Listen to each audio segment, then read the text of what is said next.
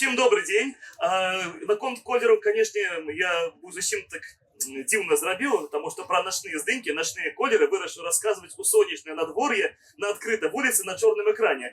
Тому сьогодні більша частка кольору буде чорними, але, коли що, ми цю лекцію повторимо ще у планетарії, де зовсім темні і всі кольори видатно будуть бачні. Коли хтось нічого не бачив, і раптом ми з вами у соцсетках, там десь пересікаємося, маякніть мені, я скину вам презентацію, всі кольори ви бачите у себе вдома, коли що. Ну, ось хочу сказати так, ми радуємося тому, що ми бачимо кольори навоколо, все таке різнокольорове, радує серце. Але ось там стоять хлопці з телескоп Бай, ось шарлатани, короче. Я купив телескоп, на скринці намалювані різнокольорові галактики, там просто все зелене і синє переливається з ружовими плямками. Навелся, поглядел, нет, черно-белый все абсолютно. Это то же самое, что в 80-х годы минулого столетия купить колеровый телевизор «Горизонт», а он черно-белым оказался. Ну это же зусим. Так что до их не ходите, подманывайте абсолютно. А про колеры мы трошечки зараз якраз з вами скажем. Про что сегодня пойдет говорка? По-перше, а что такое увогуле колер? Может, это есть колер? Я значит хутко розтлумачить, хлопці, скажу, що все нормально. Просто колери такі. Ці може бути, що, як ми бачимо уночі, як наші очі працюють уночі, откуль ті кольори беруться, ті, може бути, не беруться, як у мене так отрималося в моєму прикладі. Потім розкажемо, ну, конечно ж, астрономи все це фотошопять. Розказуємо, як вони вас хитро підманюють, друкуючи картинки на упаковках телескопу, розмальовуючи усіми кольорами. Ну, коли раптом захочеться і вам такого зробити, я поділюся, як на фотошопі собі кольорові здими космосом, які основні способи приміняють. Ну і поговоримо у кінці про нюанси, як самые слабенькі фотони космоса перетворити у фотографію, коли це здається просто за межою можливості звичайних камер. Ну що, коли перше сказати, що таке колір? Колір – це банальне значення з Вікіпедії, суб'єктивна характеристика бачного випромінювання. Тому що у кожного кольору може бути свій. Я гляжу, кажу коричневий, моя жонка каже теракотовий. Я знову кажу коричневий, вона каже капучино колір. То ж саме з бежевими і всіми остальними у мене фіолетовий, синій і так далі. У кожного кольору трошечки своє, тому ми не можемо казати, що колір – некая об'єктивна характеристика. А що може бути об'єктивною характеристикою?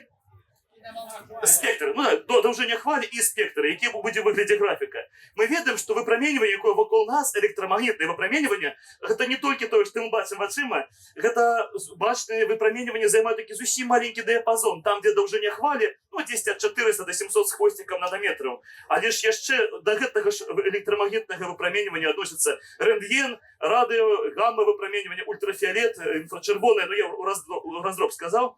Безумовно, ми говоримо, коли про колір, то говоримо тільки про суб'єктивне сприйняття бачного діапазону цього спектра.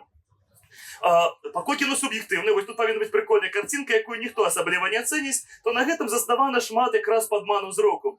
Коли хтось буде довго глядіти у цей крижик нерухомо, абсолютно нерухомо, то може бути зауважить, що вокруг починає бігати зелений кружочок, так? А хто дренно бачить, то переконайся, там нема зеленого кружочка на самій справі. Тому що в очі наші вельми легко підмануть. Фіолетові кружочки, які у вас потрапляють кожен раз на одні і ті ж клітки, примушають худше випрацьовуватися пігменту, які, ну, більш запаси його знижають, які відчувають червоний, синій колір, зелений більше стається, і ось уже ілюзія зеленого кольору. Ці ось там на цій анімації, я нічого тут не бачу, але кажуть, що там зліва, коли квадратик заїжджає, він блакитний, а справа він такий ружовенький, а на самій справі він шерий. І знову таки, у залежності від того, яке фонове освітлення, який фоновий колір, нам так само кольори сприймаються зовсім по-іншому. Тому спинимося над тим, що колір – характеристика суб'єктивна. І тому спрочатися теракотовий чи коричневий абсолютно не варто, поважайте міркування одного. Як працюють наші очі? По сутності, принцип праці ока такий самий, як і камери. У нас є там хрусталик, така лінзочка, яка проєктує картинку на задню частку нашого окового яблука, де знаходиться сітчатка, яка складається там з цілих кількох слоїв різних клеток, у тим ліку світлоотчувальних клеток. І вони діляться на дві групи. Це є ось такі от синім кольором намалювані, а дедусиків не фаніло, синим кольором намалювані так звані палочки, а червоним так звані колбочки, хоча по формі і не палочки, не колбочки вони. І вони якраз усприймають наше світло. Причому палочки бачать увесь спектр, усі кольори, ну приблизно, однак не можуть їх поміж собою розділити. Тому коли працюють тільки палочки, ми бачимо все чорно-білим. А дякуючи колбочкам ми бачимо кольори, бо вони бувають трьох видів. Одни з них переважно сприймають синє світло, одни зелене і одні червоне. Це, правда, спектр нормірований, вони різні вишині повинні бути. До речі, як бачите, воно трошки перекривається. Тому, наприклад, коли йде зелене світло, то зелене світло неодремно фіксується і червоними колбочками. Коли можна було б яким-небудь зеленим лазером посвятити тільки на зелені колбочки, ви б побачили такі кольори, якого просто не існує. Недавно ставили такий експеримент. Люди кажуть, що бачили самий бірюзовий колір у своєму житті, який просто фізично не може існувати, тому що примусили працювати тільки один вид світлоотчувальних клеток. Так ось, на жаль, зараз у нас добре працюють колбочки. А ось уночі вони менш світлоотчувальні виключаються. І уночі у нас працюють тільки палички, тому по ночах усе чорно-біле. Ви йдете ночі на вулицю, траву бачите? Звичайно бачно. Якого вона колір? Та невідомо, шеренька. Ночью всі кошки серые, є така примука. І тому тут можна зробити виснову, що кольори ночі ми, може бути, і не побачимо. Да ладно, що там ночь? Якого кольору сонце? Тут целый спектр есть солнца, белое. Ну, я думаю так, раз тут усі кольори вещілки, давайте виберемо самый головний. Який у вас самый буде головний для сонця колір? Все за жовтенькі. Можна взяти спектр. Ось червоний графік показує спектр нашого сонця. Тут довжина хвалі, тут спектральна щільність випромінювання, ну, чим вище, тим більше світить. І максимум припадає недзе вот тут 400 з нечим нанометру. Це блакитно-бірюзовий колір. Так що сонце блакитно-бірюзове? Не, ну хтось скаже, атмосфера скаже. Так, атмосфера поглинає. І синій графік – це спектр сонця після проходження атмосфери. Максимум зрушився, недзе на 500. 500 – это такий зеленый, теплый, изумрудный колер. Так что соника наши зеленые. Правда, згодны? Ладно. Тут еще приведен, есть такой вариант. Это спектр адлюстрування папери. Звичайно, білої папери офісної. І вона, як ви бачите, у башенном диапазоні усі кольори адлюструє приблизно однаково. Так що можна сказати, що папера колір не міняє. Коли взяти паперку, ось там лежать, подсунуть под сонце. Якого кольору папера? Ну, значит, солнце белое, папера колір не міняє. Значит, белое солнце. Короче, 3 варіанти уже отказу. Блакитне, зелене, біле. Зараз будемо голосувати, якого воно. Чому ж ми його жовтим вогонь називаємо? Справа в тим, що якраз як у камерах, видите, баланс білого. То є саме і у день наші очі підстроюються так, щоб фонове освітлення було, ну, приблизно нейтрального кольору. Тому сонце для наших очей справді буде біле. Там показують сонце шарлатани, не переживайте, у них спеціальний фільтр стоїть жовтенький. Тому дякуючи жовтому фільтру, воно буде такое. Правильний фільтр сонця буде білим. Чому ми зовемо його жовтим тоді?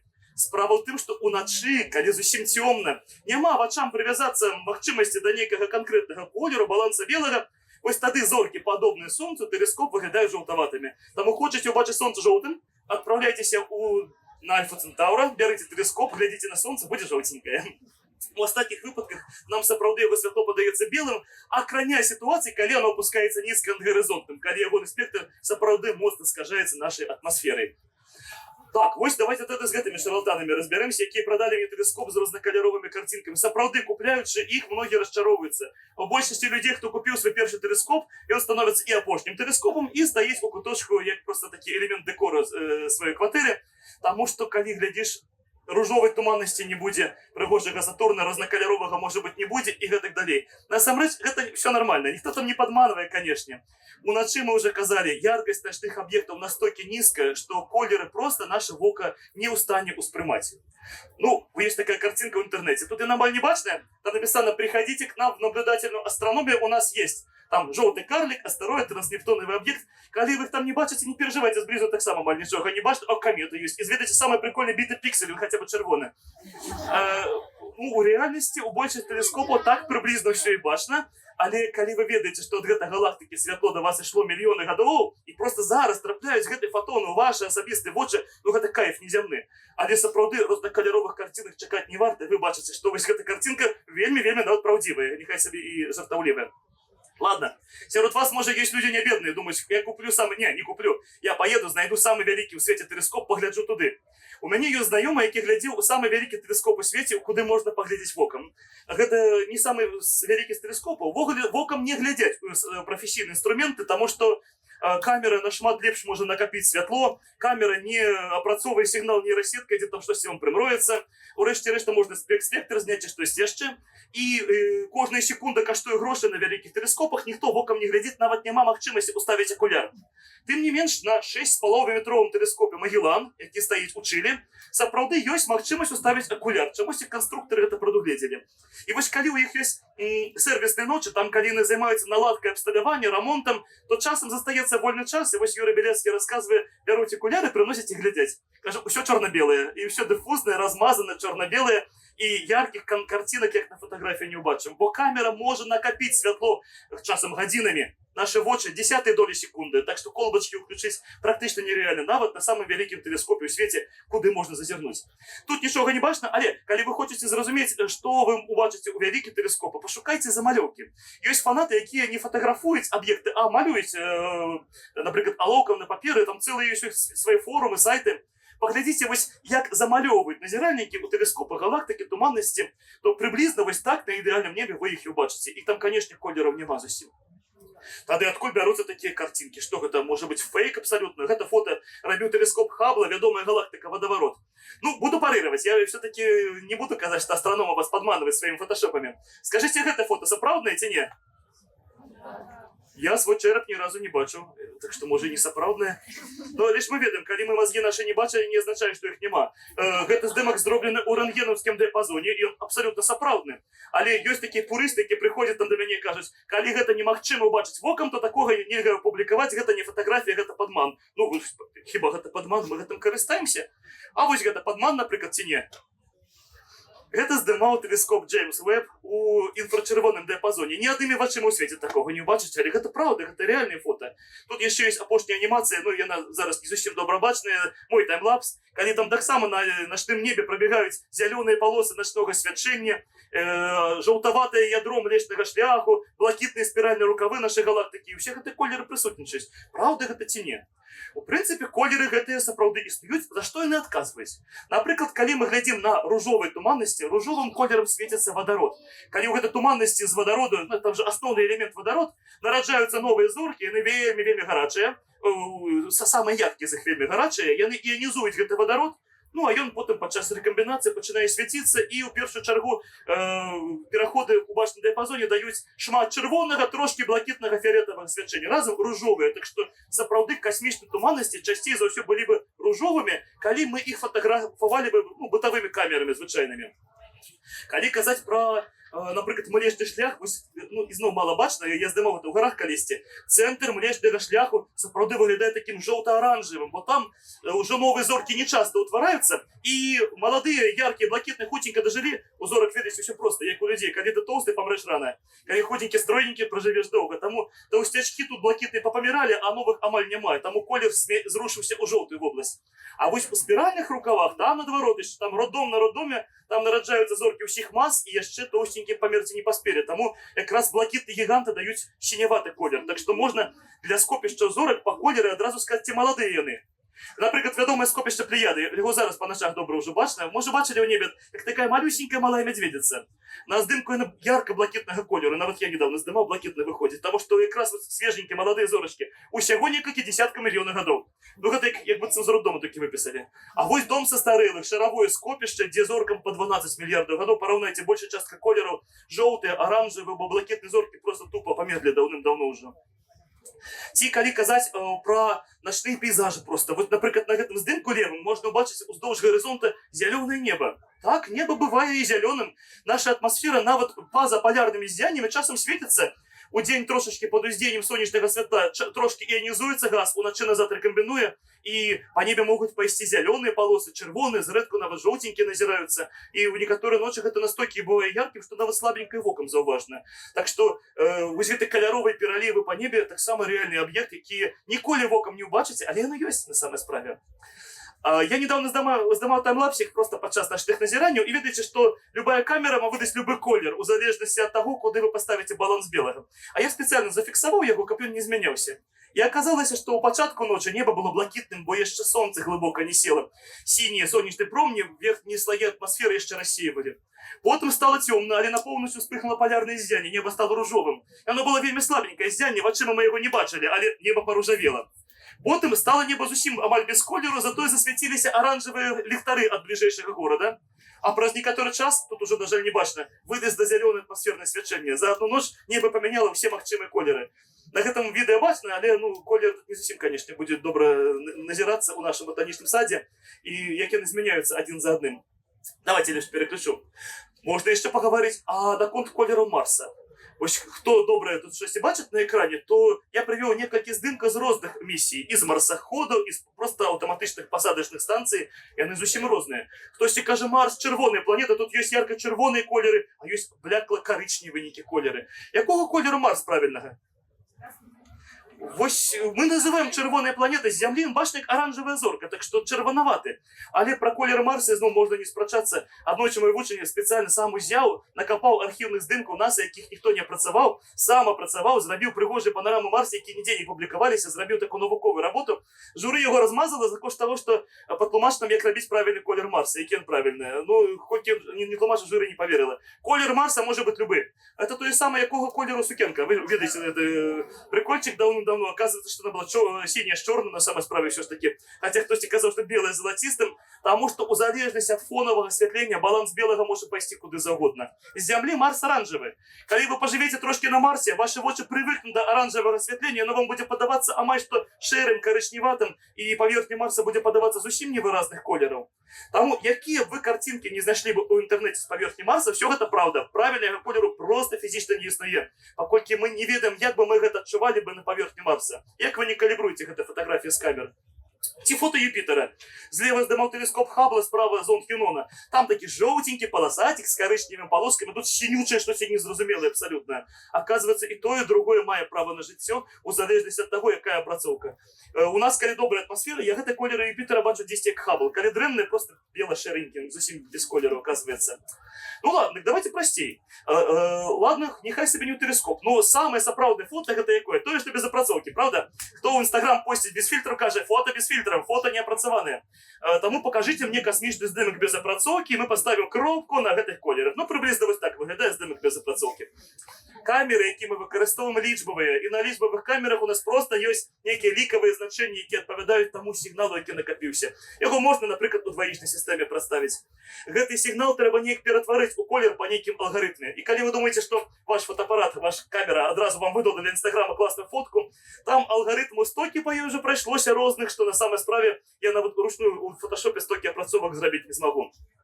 Откуль беруться ці лічбочки? Ми бачимо, що у сучасних камерах використовується матриця, тобто спеціально така решетка з малюсеньких світлоотчувальних елементів, пікселів, які приблизно квадратні форми. Їх можна бачити тільки під мікроскопом. Сама матриця там, звичайно, так виглядає трошки з веселковими переливами. Це може бути маленька така матричка, як у наших телефонах, фотоапаратах. Це може бути гігантська матриця, як у недавно запущенном телескопе Веры Рубин, там где 50 гигапикселей, я уже не памятаю, это самая великая камера в свете, яку ви зробили. Як при допомозі этой камеры зробити кольорове фото? То есть пиксели отчувають усі кольори запар. Для этого мы покрываем их сеткой кольоровых пикселей. Такая вот маленькие шкляные плямочки. Частіше всего використовується такая сетка Байера, где зеленых пикселей у 2 рази больше, но синих и червоных у 2 рази меньше. Мы просто наносим малюпасенькі шкляні такі пімпочки, які такі під мікроскопом можна бачити на кожний піксель. І тоді ось цей піксель пропускає тільки червоне світло, це тільки зелене, це тільки синє. І отримується потім кольорове фото. Ось тут здимок гуща якраз приведені. Тільки червоні пікселі, тільки зелені, тільки сині. А потім раптом раз і різнокольоровий гусь. Откуль ми бачимо, що тут оранжеве? Далі використовується просто інтерполяція. Тобто, наприклад, коли я ведаю кольки зеленого у сусідніх пікселях, я можу приблизно прикинути кольки зеленого і у гэтым. Кольки синього у сусідніх, я можу прикинути кольки у гэтым синього. І таким чином, дякуючи такої математичній опрацовці, ми довідаємося кольки у кожного пікселя червоного, синього і зеленого, і гэта вже можна перетворити у кольорову фотографію. Коли на наших бытових камерах матриці покрита тоненька сітка фільтрів, у астрономії фільтрів потрібних використовується нашмат більше. Так, є, наприклад, фільтри RGB, Red, Green, Blue, червоний, зелений, синій, які ставляться одразу просто перед чорно-білою камерою. Зробили фото про червоний, про зелений, про синій, а потім звели разом, вийшло кольорове. Прокудин-Горський фотограф російський колись здимав кольорові здимки задовго ще до винаходництва кольорової фотографії. І він робив якраз по такій схемі. І потім 3 проєкторами прості кольорових фільтри проєктував здимки на стіну у якості кольорового фото. То же саме зараз використовують астрономи. А що, коли нам, наприклад, треба сфотографувати якусь туманність? Мы видим, что у туманности спектр вельми специфичный. Некоторые туманности выпромінюють только в узком диапазоне спектра моцно, а в остатнем диапазоне амаль не светится. Потому что у кожного газа свой спектр він лінейчатий. І тому по этой причине часто використовуються інші фільтри, які можуть виразити тільки вузенький діапазон спектра. Дякуючи гэтаму фільтру пагасне фон неба, пагаснуць зоркі, зменшыцца іх яркасць, а туманнасць не пагасне. З такімі фільтрамі, дарэчы, можна фоткаць туманнасці Арыёны нават проста з цэнтра горада Мінска, калі што.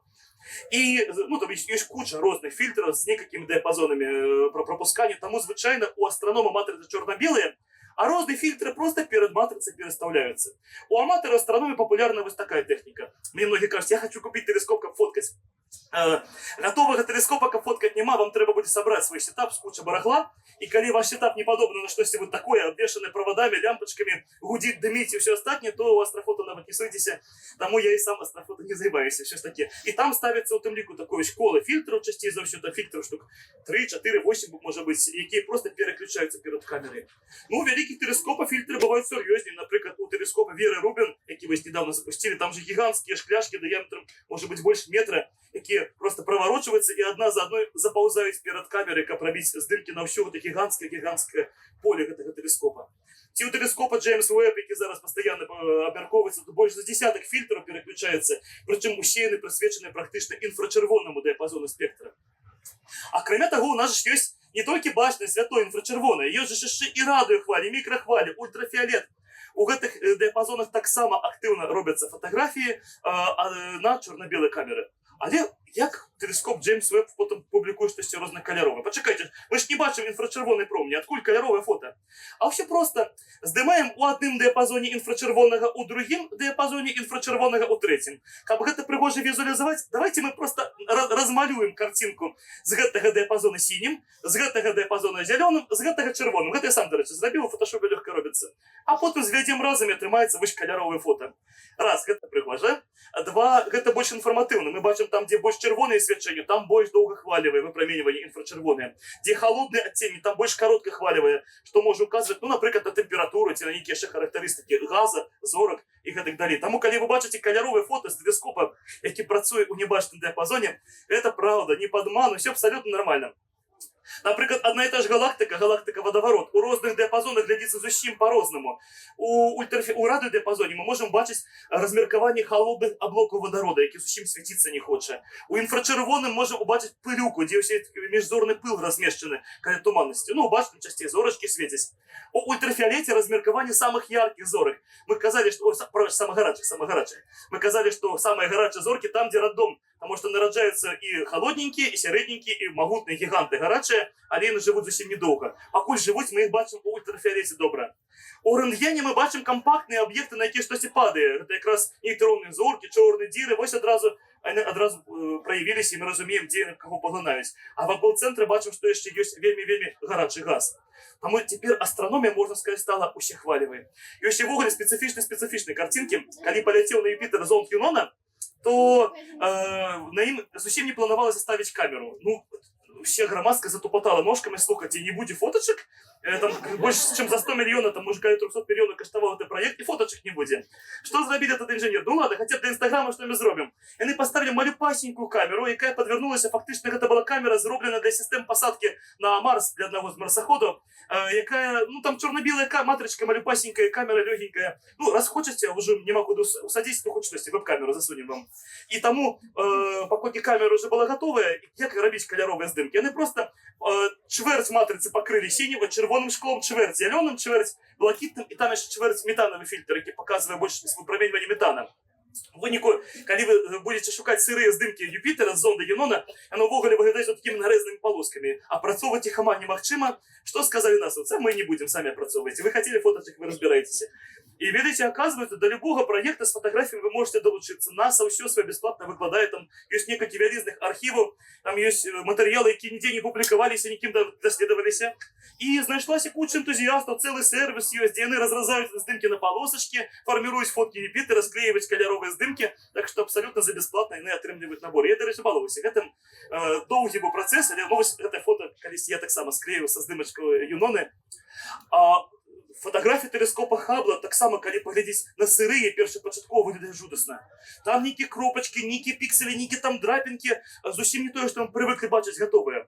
Сапраўды, у космосе, па-першае, матрыцы шумяць. На матрыцы заўсёды ёсць нейкі шум. Па-другое, там зараджаны часцінкі, якія могуць пакідаць трэкі, так званых космікі, іх вельмі шмат.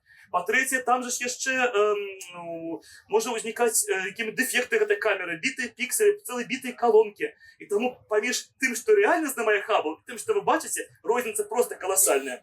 Ну, хаця б нават простенькая галактыка, злева фота звычайная, справа пасля ўсіх калібровак і апрацовак. Як гэта робяць астраномы, як гэта робяць інжынеры Хаббла? Гэта схема стандартная. Здымаюцца звычайныя фатаграфіі, іх мы называем light frame, светлавыя кадры, звычайна доўгая экспазіцыя з гэтай галактыкай. Потым мы здымаем яшчэ цёмныя кадры, то бок просто закрываем аб'ектыў тэлескопа і яшчэ раз здымаем тую самую серыю здымкаў. На цёмных кадрах вылезуць усе дэфекты, якія не звязаны з космосам, але звязаны, напрыклад, з асаблівасцямі канструкцыі матрыцы, з цемнавымі токамі і гэтак далей. Потым шумы яшчэ ўзнікаюць, калі мы считываем сігнал з камеры, таму мы яшчэ раз закрываем аб'ектыў і шчоўкаем з вельмі кароткай экспазіцыі. Чик-чик-чик-чик-чик, вялікую колькасць здымкаў, каб толькі шум считывання з'явіўся. Ну, там яшчэ ёсць варыянт плоскай поле здымаць для поўнай каліброўкі, і потым мы гэта ўсё засоўваем у спецыяльны софт, які ад нашых светлавых кадраў адымае ўсе гэтыя шумы, вычышчае ад усіх гэтых бітых пікселяў, і ў выніку атрымліваецца больш прыгожае фота. А з шумамі змагаюцца вельмі простыя аперацыі, сярэднім і арыфметычным. Вось, напрыклад, няхай ёсць маленькая матрыца, на ёй нейкія сігналы, якія прадстаўлены лічбамі. Чым больше лічбы, тым ярчэйшы піксель. Допустим, што ўсё гэта чорнае неба, а вось тут зорка, значэнне яркасці, якой роўна 3.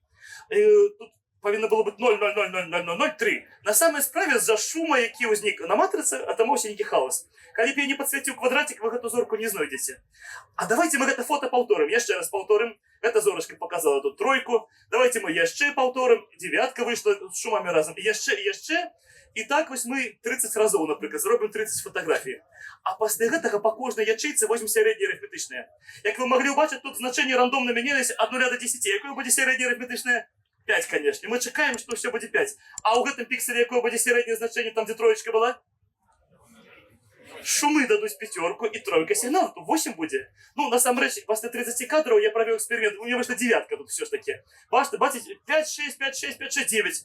І пасля ўзяцця сярэдняга арыфметычнага мы цудоўна бачым гэту зорку, і яна сігнал узвышаецца над шумам. Таким чынам, калі нават у вас простая камера, і вы думаеце, астрафоты не да мяне, пры дапамозе гэтай методыкі можна здымаць далёкія касмічныя аб'екты. Я выбраў ўсё поле і паспрабаваў здымаць спецыяльна. У мяне ж ёсць тэлескопы, манціроўкі, ўсё для астрафота, але я вырашыў спецыяльна, паставлю просто на штатыў фотоапарат і просто здыму без вядзення, без мотору, некаторыя аб'екты, напрыклад, скопішча Плеяды. Небо крутится, и нават за 2 секунды экспозиции зорки змазываются. Тому я роблю вытрымки по 2-2,5 секунды. Калі вы сфоткаете небо за 2 секунды, ничего там не видать. Але я был напористый, я снял 50 разов, 50 кадров однольковых. Потом, як рассказал, закрыл крышку еще 50 темновых, потом еще 50 кадров считывания. Вось параўнайце маленькі фрагментик фотографии, наколькі он шумный. Вот таки одна зорка ледзьве бачная. Пасля складання 50 здымку атрымалася, нейкая туманнасць вылезла. Тут нейкія зорачкі сталі бачныя. І фото стало трошки нагадваць тое, што з падручніка, калі не глядзець зблізу. Зблізу там все-таки не зусім, конечно, рэзка. Але фактычна гэта снята ледзьве не пыласосам з кухні. Так што нормальная картинка. Альбо галактыка Андрамеды, усім вядомая, якая на фото ледзьве вылезла у кучы шумоў. Але калі гэту галактыку Андрамеду апрацаваць, нормально выйшло, там і спіральныя рукавы бачныя, і колеры. Калі што, я вам дашь прэзентацыю бачыць, там все класна. Не, само собой, я калісьці здымаў галактыку праз тэлескоп, там за большага накаплення сігналу выйшла яшчэ нашмат прыгажэй. Ну і яшчэ пра адзін сакрэт таксама хочацца расказаць, які часам выкарыстоўваць. Чакайце, хацеў сказаць, што гэта ўсё выкарыстоўваецца ў бытавых камерах. Калі у вас ёсць фотоапараты, там, вы ведаеце, можа ёсць такі рэжым шумападаўлення пры высокіх ISO. Вы зрабілі кадр, а фотоапарат потом раз яшчэ чакае столькі часу, нешта сваё робіць. За гэты час ён якраз здымае цёмны кадр і адымае ад вашага, каб знізіць шум. Калі вы айфончыкам ноччу здымаеце якімось пейзаж, бачыце, там картинка праяўляцца пачынае звычайна. У гэты момант айфончык робіць там, можа, десяткаў некалькі кадраў, якія выроўнівае паміж сабой за кошт ведання, як ваша рука трэслася туды-сюды, і складае алгебраічна. І раптам эта картинка просто праяўляецца перад вачыма, так што усе гэтыя метады ёсць і ў нашых бытавых фотоапаратах. І нават ёсць зусім ужо магія неверагодная, наприклад, така як деконволюція. Коли здимаю зорочку, вона хоча за все буде трошки розмазана зорочка. Чому? Ну, атмосфера неспокійно розмаже, розсіяння світла на камери, щось може у оптиці, там дифракція плюс оптиці. Короче, зорочки ніколи кропочками не отримлюються. Але коли ви загодя ведаєте, по яким законі эту зорочку розмазала, так звана PSF-функція, то ви можете зробити таку гігантську систему уравнення, ну, насамрэч, матричне уравнення буде, і аднавіць то, що було першопочаткове фото, сапраўдне фото без гэтага размазывання. Конечно, картинка буде не ідеальна з артефактами, але глядзіцька магія. Ось зліва розмазана картинка, справа після деконволюції. Шуми, артефакти, текст прочитати можна. Таким чином можна ще істотно повишати різкість космічних об'єктів. Наприклад, ось зліва сироє фото квазара, а справа після деконволюції і порівняти з здимком телескопа Хаббла. Ну класно, просто деталі з'явилися. Рассеяно скопішся без гэтага процесса, а потім з'їм, і раптом з'являються зорки. Это не фотошоп, это, бачите, математика, якою так само активно користаються математики. Ой, астрономи. Особливо магія здарається, коли фотографуємо планети. Ось сфоткали зліва Юпітер, на ним нічого не бачно. Примінили гэты алгоритм, раптом з'явилися полоси, там, облаки і все остальне. Поміж одиночним здимком Сатурна, який там весь в шумах нічого не розібрати, і складеним здимком, і опрацьованим про деконволюцію просто колоссальніша розниця. Бо коли Сатурн ми здимаємо, він дрижить, туди колбаситься, розмазується атмосфери, ми приблизно ведаємо, по яким законі його розмаже, коли ми складемо, там, допустим, 200 кадрів, 1000 кадрів этого Сатурна. І таким чином, ведаючи, по яким законі розмазалися, можна відновити першопочаткове фото. Таким чином, коли ви стоїте під зорним небом, і воно подається вам сумним, чорно-білим, і травка чорно-біла, пам'ятайте, що над вами просто гігантське ще море кольорів, ціле багаття гэтых кольорів. Може бути, ми їх ніколи в житті не побачимо, але, сподіваюся, може когось підштовхнути для того, щоб робити здимки і побачити це на фотографіях. Або включайте свою фантазію і відчувайте, що ось ми живемо все ж таки у пригожим, різнокольоровому світі. Коли у когось будуть питання, чи, може бути, хоче хтось побачити нормальні якості здимки у нормальному освітленні, можете написать мне в Телеграме, в Інстаграмі або в Фейсбуку, я з радістю вам презентації поділюся. Дякую велике за увагу і коли будуть питання, з радістю відкажу. Дякую велике, Віктор. Будь ласка, у когось є питання? Є питання у когось? Ось там дівчина руку піднімає. О, бачу. Зараз.